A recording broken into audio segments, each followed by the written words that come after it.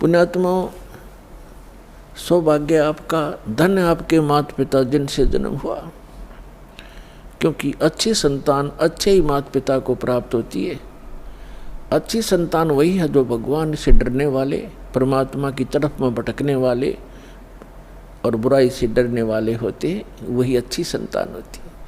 और वो अच्छे माता पिता से उनका जन्म हुआ करता है। तो ऐसे संस्कार आपको जो प्राप्त हैं, ये बहुत ही कम चांस है इस मानव जीवन में। आप बालक को, आपको ज्ञान नहीं, ये दास इस मार्ग का मास्टर बना दिया कबीर भगवान ने। इस दास को मालूम है आपकी कितनी कीमत है, आप कितने पुण्यकर्मी प्राणी हैं, क्योंकि लाल को अपनी कीमत का स्वयं ज्ञान नहीं होता, जोर ही कीमत लगाता है। अब क्या बताते हैं परमात्मा कि आज का लाहा लीजियो कल किसको होई, और ये तन माटी में मिले जाने सब कोई। सबको मालूम है मरेंगे, पर एक सबसे बड़ी भूल हमारा ये लगी है कि अभी नहीं मरेंगे। कब मरेंगे? अप्रोक्सीमेट है, अप्रोक्सीमेशन है कि जैसे कोई 20-30 वर्ष का बच्चा है, बेटा है या बेटी है, वो तो स्वाभाविक ही निश्चिंत है कि अभी तो 100 वर्ष के आसपास मरते हैं, 80-70 वर्ष तो बहुत हो जाते हैं। और जो 50-40 के हो गए वो भी अभी सोच रहे हैं अभी नहीं मरेंगे क्योंकि उम्र बहुत है। और जो 70 और 80 के बीच में पहुंच गए वो भी अब ये सोच रहे हैं अभी नहीं मरेंगे। और जो 90 के आसपास हैं वो भी यही सोच कर जी रहे हैं अभी हो सकता है और 10-5 वर्ष और हों। लेकिन हम उसमें भूल जाते हैं 10 वर्ष के बालक, 2 वर्ष के बच्चे, गर्भ के अंदर भी 1 वर्ष का, 6 महीने के, 20 वर्ष के, 30 वर्ष के, कोई किसी कारण से 50 और 40 वर्ष के, ये सब मृत्यु को प्राप्त हो रहे हैं। तो इसलिए परमात्मा याद दिलाते हैं कि आज का लाहा लीजियो कल किसको होई। जो अपना धन इकट्ठा कर लोगे, भक्ति कर लोगे, दान धर्म कर लोगे, वो आपका होगा। बाकी ये रेस्टोरेंट है, आपने सब कुछ बना बनू का यहीं छोड़ जाना, आप साथ नहीं ले जा सकते। तो क्या ले जाना है हमने? जैसे हम विदेश गए हैं, स्वदेश आना है, तो हम विदेश की करेंसी यहाँ ले भी आएंगे तो वो काम नहीं करेगी, उसको हमने चेंज कराना पड़ेगा। उस करेंसी को हमने अपने स्वदेश वाली करेंसी में चेंज कराना पड़ेगा, तब वो हमारा काम आओगी ना। तो कागज है, एक नए पैसे का भी नहीं है। इसलिए हम यहाँ विदेश में रह रहे हैं।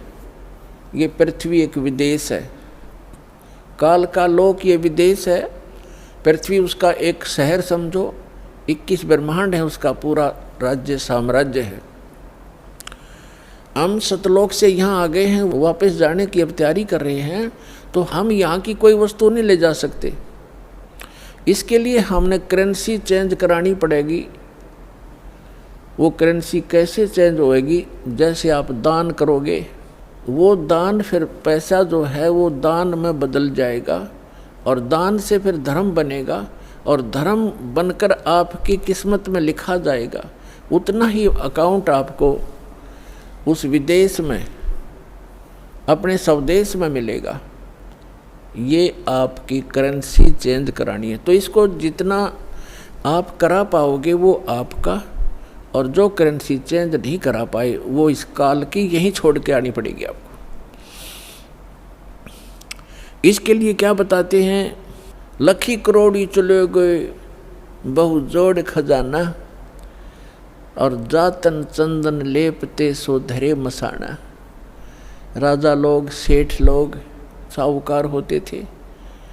जितना व्यक्ति धनी हो जाएगा उतना ही वो कृत घनी बन जाता है। ये माया का गुण है।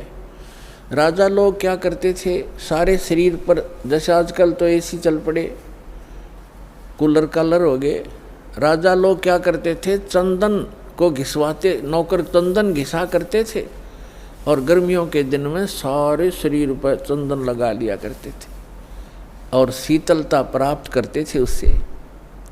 चंदन की लकड़ी का बुरादा चंदन जो है बहुत शीतल होता, ठंडा तासीर होती है। इसी प्रकार सेठ और साहूकार।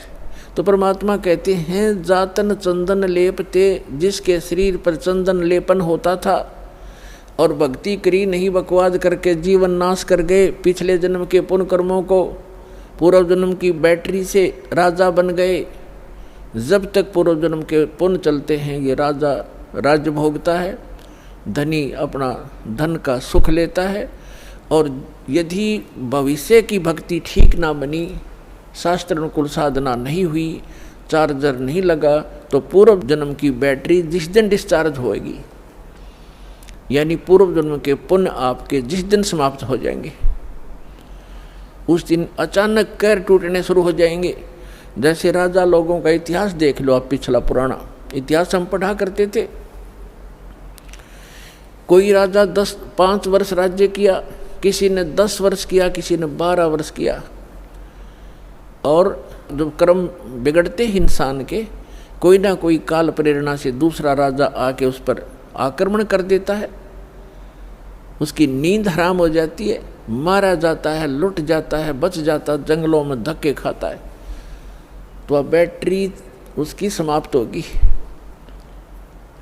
और मृत्यु के उपरांत राजा गधे की योनि में जाता है। तो यहाँ परमात्मा कहते हैं अगम निगम को खोज ले, बुद्धि विवेक विचार, उदय अस्त का राज मिले, तो बिन नाम बेगार। कितना सटीक उदाहरण दिया है परमात्मा ने कि जरा सा बुद्धि से काम ले मानो, अगम निगम को खोज ले, अपने भविष्य को विचार कर, और बुद्धि विवेक विचार, उदय अस्त का राज मिले, तो वे नाम बेगार। यदि पृथ्वी पति बन जावे, उदय यानी जहाँ से सूर्य उदय होता है और अस्त होता है, अर्थात पूरी पृथ्वी पर जिसका शासन हो, उसको उदय अस्त का राजा कहते हैं। उदय अस्त का राज्य मिले तो बिन नाम बेगार। अब बेगार तो अब शायद किसी बच्चों को ना याद हो, डिफाइन करना पड़ेगा उसको। पहले सन 60 के बाद 66-67 में 68 के अंदर हरियाणा में प्रांत अलग हो गया था, इसमें इतना विकास नहीं था, सड़कें बन गई। फिर ये 3 व्हीलर चला करते थे पेट्रोल के, ये बड़े बड़े जिनको 3 पहियों वाले 3 व्हीलर के बड़े वाले, और वो गांव से शहर में जाया करते थे। हमारे गांव से 2 3 व्हीलर चला करते थे। एक दिन नहीं आया तो दूसरे ने पूछा कि कल क्या बात होगी, कुशल तो है, आए नहीं। तो उसने कहा कि कल मैं बेगार में फंस गया था। बेगार क्या होती थी? पहले पुलिस वालों के पास ये अपने सरकारी व्हीकल नहीं होते थे, जीप वगैरह, ये ऐसे ही किसी की जीप पकड़ लेते, एक दिन किसी का 3 व्हीलर पकड़ लेते, कोई 4 व्हीलर ज़बरदस्ती ले लेते, और उसको सारा दिन अपना जो भी उनके काम होते 10-5 गांवों में, कितना रेड मारनी होती, कितना शराब पकड़नी होती, कोई चोर पकड़ना होता या क्रिमिनल आदमी पकड़ने होते, तो उनको ले जाते थे। वो पेट्रोल भी अपने पल्ले से डाला करता व्हीकल वाला, और सारा दिन उसका पहिया नहीं टेकने देते। आम व्यक्ति को तो ऐसे लगे जैसे बड़ी स्पीड से जा रहा है, कोई अच्छी कमाई कर रहा होगा वो 3 व्हीलर वाला, और वो फंस रहा था बेगार में। तो वो बता रहा था कि कल मैं 200 रुपये अपने घर से लगा कर आया हूँ, यानी उस समय के 200 रुपये आज के 20,000 भी मेरे ख्याल में कम होंगे। कहता 200 रुपये का पेट्रोल अपने पल्ले से लगाया, सारे सुबह ले गए मुझे पकड़कर 6 बजे, रात के 11-12 बजे छोड़ा मुझे। 200 रुपये का तेल लग गया और पल्ले से रोटी खानी थी, तो कल मैं बेगार में फंस गया।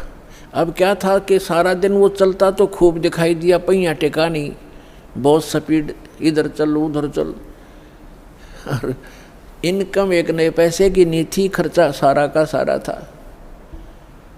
इसको कहते हैं बेगार। तो जो राजा लोग या सेठ या अन्य कोई भी व्यक्ति समझो, अब जब राजा को ही इसलिए लिया जाता है, बाकी अन्य नागरिक तो अपने आप अपने औकात से परिचित हो जाते हैं। जब राजा भी जो भक्ति नहीं करता, वो भी बिगाड़ कर रहा है, तो आम व्यक्ति भी उससे अपनी तुलना कर सकता है कि जो भक्ति नहीं करता और केवल माया जोड़न में लाग रहा है, तो वो राजा पूर्व जन्म की जो पुण्य कर्मों की कमाई थी, उसके आधार से, उस पूंजी से उसके खूब ठाठ बाट दिखाई देते हैं, जय जयकार हो रही है, जहाँ जाते हैं माला डालने वाले और जयकार करने वाले हैं, बैंड बाजा बजाने वाले खूब हैं उसके आगे पीछे। और वो भोली आत्मा अपने पूर्व जन्म की वो बैटरी को, अपने पूर्व जन्म की कमाई को समाप्त कर रहा है, आगे चार्जर है नहीं, यानी भविष्य की भक्ति वो कर नहीं रहा, तो वो राजा बेगार कर रहा है, बेगार अपनी पूंजी को नाश कर रहा है और पल की चैन नहीं। तो यहाँ गरीबदास साहिब जी परमात्मा से प्राप्त ज्ञान के आधार से कहते हैं, अगम निगम को खोज ले, बुद्धि विवेक विचार, उदय अस्त का राज मिले, तो बिन नाम बेगार। हाय हाय, पुण्यात्माओं कलेजा हिल जाए इंसान का, जरा सा सोधी में हो, जरा सा भी विवेक रखता हो। हमारी बुद्धि पर पत्थर पड़ चुके हैं, हम पूर्ण रूप से कितने विद्वान पाक रहे हो, चाहे इंजीनियर बन गए हैं, चाहे हम डॉक्टर बन गए, और चाहे प्रधानमंत्री बन गए, हम भक्ति मार्ग में शून्य है, अध्यात्म मार्ग हमारा शून्य है। और किसी की पूर्व जन्म की प्रेरणा से वो की ट्राई भी कर रहा है, तो वो केवल डले ढो रहा है शास्त्र विरुद्ध साधना करके। तो सौभाग्य आपका, आपको ये ज्ञान सुनने को मिला। धन्यवाद करा करो उस परम पिता भगवान कबीर साहिब का कि ये ज्ञान आप तक पहुंच चुका है। इस दास को पता है, या मेरे साथ जब से लगे हैं आपके भाई बहन, कितना संघर्ष करके आप तक ये ज्ञान पहुंचाया। न ये काल के दूत, ये दुष्ट लोग इस ज्ञान को ऊपर नहीं आने दे रहे थे। 600 वर्ष पहले परमात्मा आकर चले गए, क्योंकि अशिक्षित थे हमारे पूर्वज, और इन दुष्ट लोगों ने हमारे तक वो परमात्मा का ज्ञान नहीं आने दिया। ये कह कर के कबीर तो अशिक्षित है, ये ब्रह्मा विष्णु महेश की निंदा करता है, ये देवताओं की निंदा करता है, इसको मारो पत्थर, इसको भगा दो।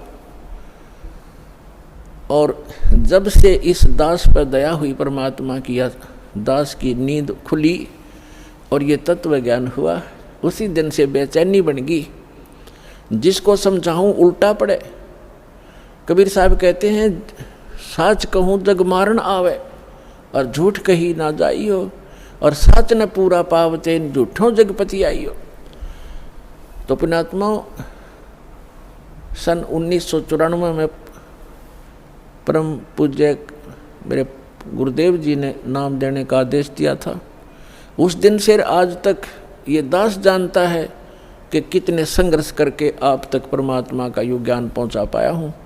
इन दुष्ट लोगों ने इतने बाधाएं की, जेल तक भेज दिया, झूठे केस बनाकर, झूठी अफवाहें फैलाकर। रामपाल गुंडा है, भुंडा है, इन्होंने बताया 1 नंबर का आदमी है और सारे विश्व के कल्याण के लिए प्रयत्नशील है।